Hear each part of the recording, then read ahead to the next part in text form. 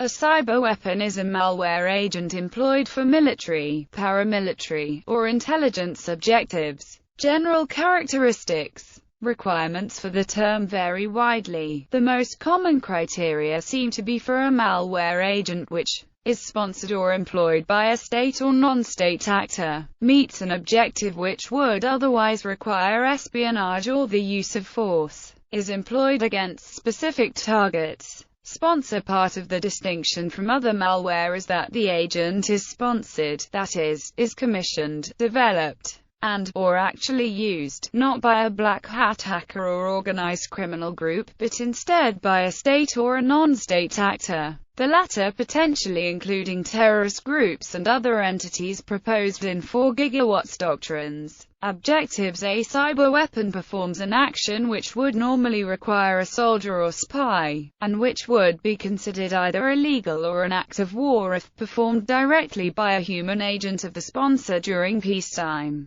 Legal issues include violating the privacy of the target and the sovereignty of its host nation. Such actions include surveillance of the system or its operators, including sensitive information, such as passwords and private keys, theft of data or intellectual property, such as proprietary information of a business, classified information of a government or military, destruction of one or more of the following: data or executable code on the system, or other connected systems, less frequently damage to or destruction of computer hardware in the most extreme case, damage to an electromechanical or process control system such that a serious industrial accident results in loss of life or property beyond the system, or major economic damages. While a cyberweapon almost certainly results in either direct or indirect financial damages to the target group,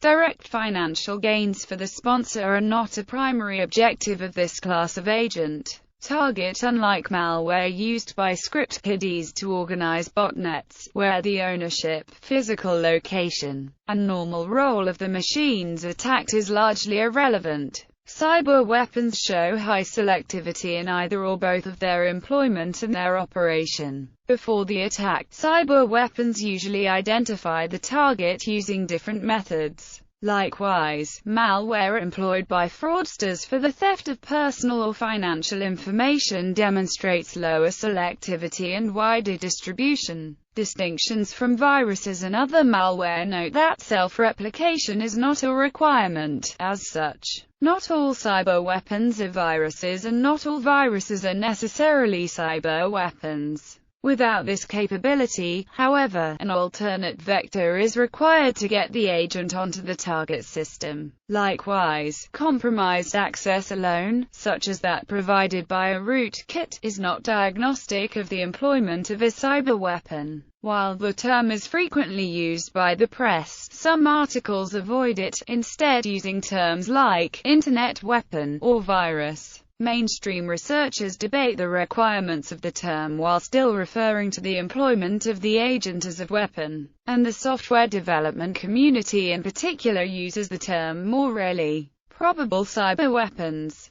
The following malware agents generally meet the criteria above, have been formally referred to in this manner by industry security experts, or have been described this way in government or military statements: Duke, Flame, Great Cannon, Stuxnet, Wiper. Weaponized malware. The following malware agents are known not to have been developed or initially deployed as cyberweapons, but have since been used to meet military or intelligence objectives: Black Energy,